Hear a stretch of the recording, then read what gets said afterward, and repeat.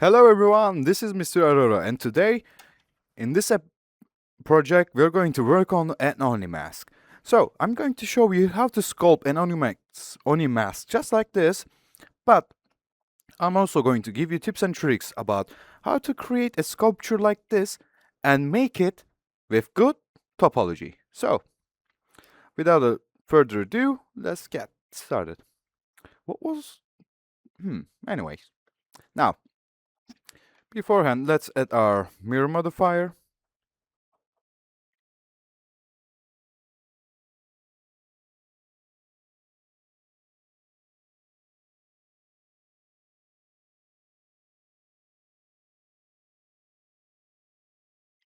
Alright, so let's adjust our mirror modifier in edit mode because our object is centered perfectly, so our mirroring doesn't show anything. This can happen, so be careful of that. Always adjust your mirror modifier and settings. Now, let's increase this merging distance so that we have a clear merging point. Oops, sorry, hiccups. Now, before we get any further, I need to show you how to add add-ons to Blender because I tend to wear this mask, so we need the measure it tool. This tool will going to help us how to measure our objects from their vertices. So you go into this extension and click on get extensions, write your extension's name and just press on add. And it is simple as that. It will automatically be added to your workflow, or as you can see.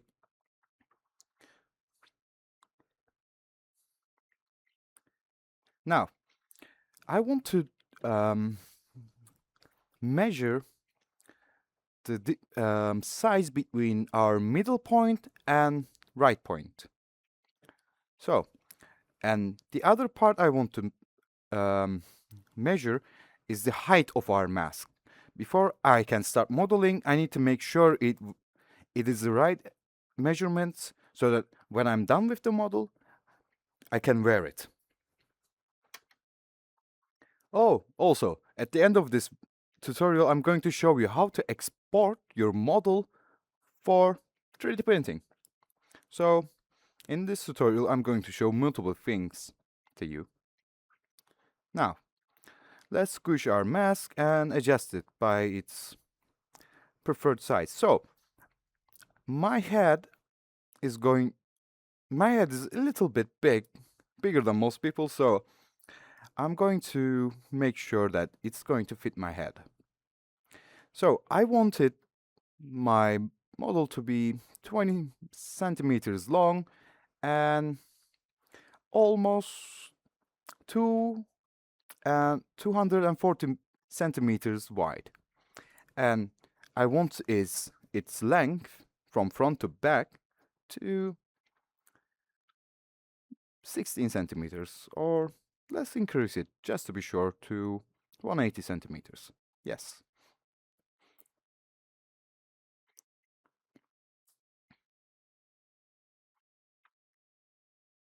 Yes.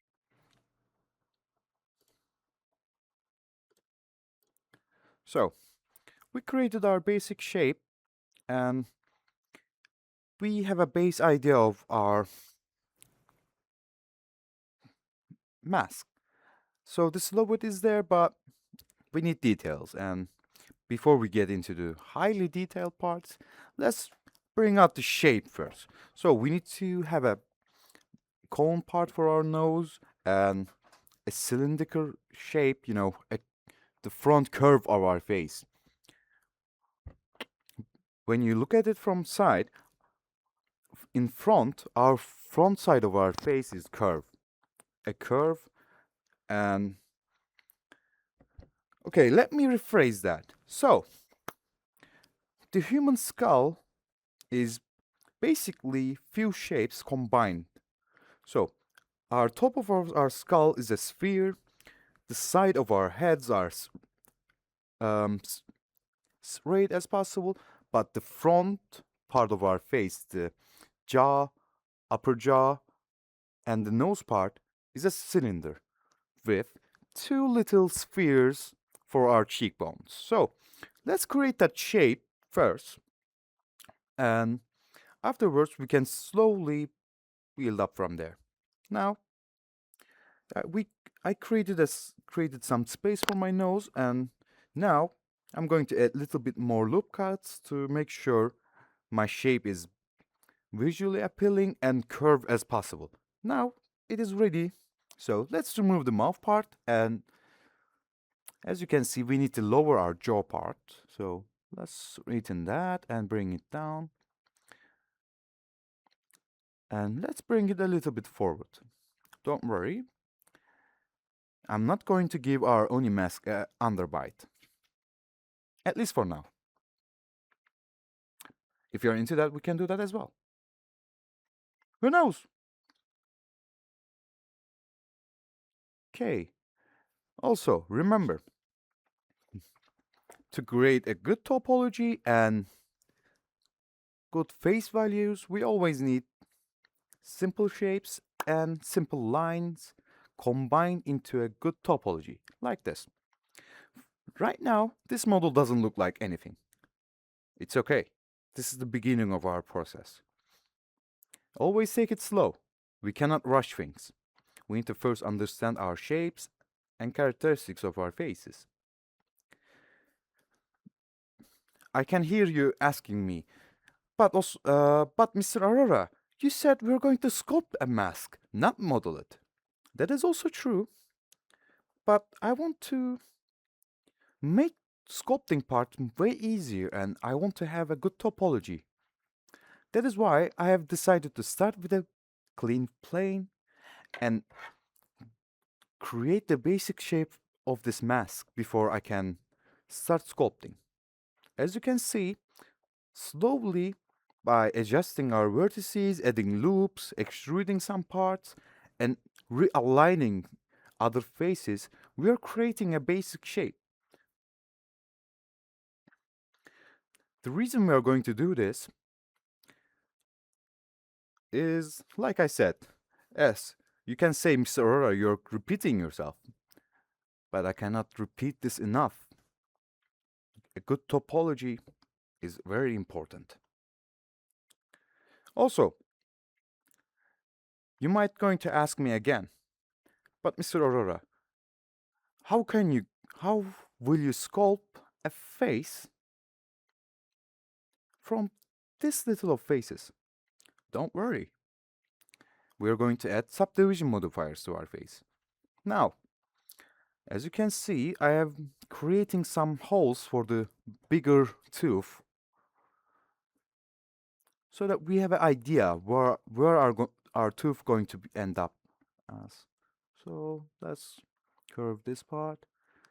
As you can see, the upper side of our jaw is too narrow, so we need to fix that. Let's extend our nose, add a loop cut there. So I don't want to add a loop cut there because it's going to create geometry that is unnecessary. So instead of that, I'm going to press on K key and use the knife tool to cut through a clean line there, as you can see. Yes, I have created a triangle there, but that triangle will not affect our end results. Trust me. Now, let's make sure our nose and upper lip side is correct, and let's bring it front because it was too pressed inside. So let's bring these forward, align it a little bit. At this point, most of the things we are going to do is repetition, and more repetition creates, you guessed it, better topology.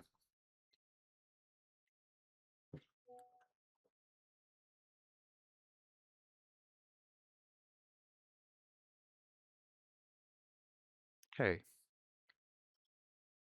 Now, I'm satisfied with the nose shape, so I'm going to use I key and insert faces and delete those faces and create the nose holes. As you can see, we have triangles underneath our nose. We will fix that, don't worry. Okay, let's bring our subdivision modifier to see how our shape is going to be. So, before I use any more, by the way, don't apply your subdivisions before you are satisfied with the result. That is really important. You can continue on modeling while the subdivision modifier is on, and while you do that, our face count remains low with the outlook of a highly divided model. No, this is not right. Okay, now let's take it back a little. Now, yes. So, we are adding our subdivision modifiers at this point, but we are not going to apply our mirror modifier nor any modifier until we are satisfied with the result we have. So I'm going to add two subdivisions and keep the shape simple. Then I'm going to add another subdivision. This is called sub. This is called subdivision modeling, subsurface modeling. So it makes low modeling faces, low polygon modeling a little bit easier. Now, so as you can see, our shape is coming really good, coming along very well.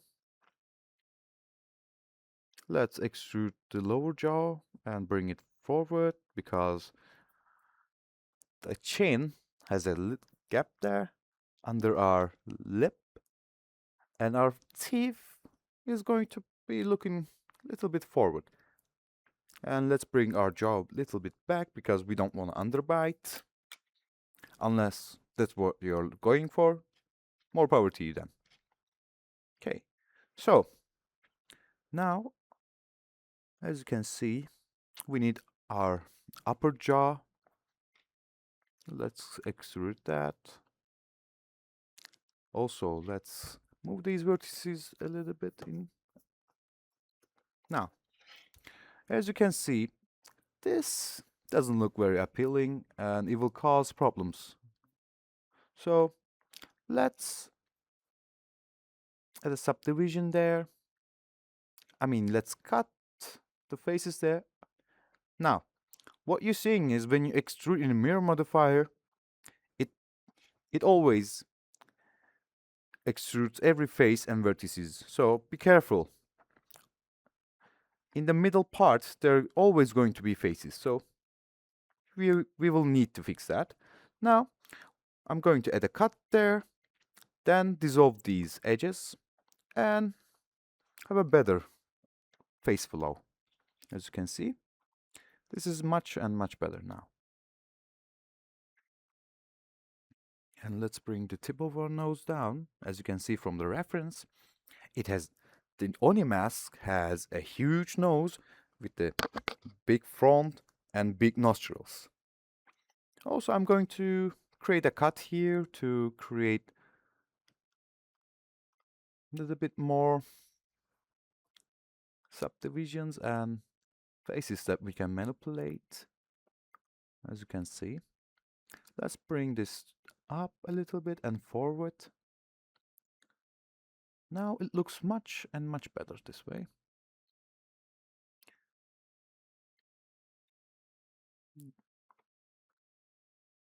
Okay. As you can see, by slowly adding vertices, lines, loops, and faces, we created our base shape of our onimask. In the next episode, I'm going to show you the sculpting tools and sculpting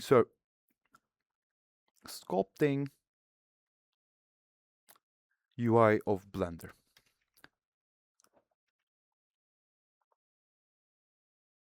Let's take this and bring our cheekbones to the side.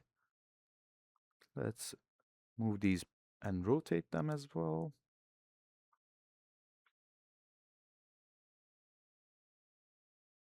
Let's light these a little bit. Let's bring this part a little bit up.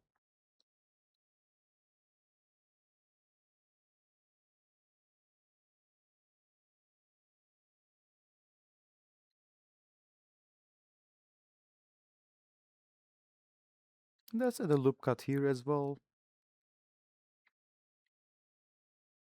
so that we have a better geometry while sculpting our model. And let's squeeze it in the middle a little bit.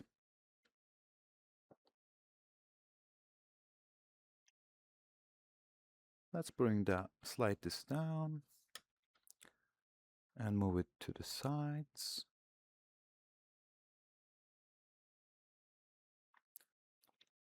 Let's get these two parts a little bit forward. We can use proportional editing to move huge chunks or small chunks depending on your choice, and resize our selection part and move it a little bit down and a little bit forward. Yes. Now this looks much better, and let's rotate it. And as you can see, now it looks much better. In tomorrow's episode, we will begin sculpting, so be prepared for that. Or else. I'm joking. Or am I?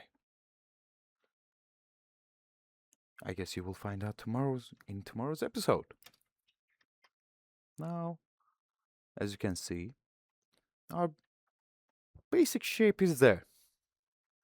In this stage, this simple plane became our base shape, and it is almost ready to be sculpted.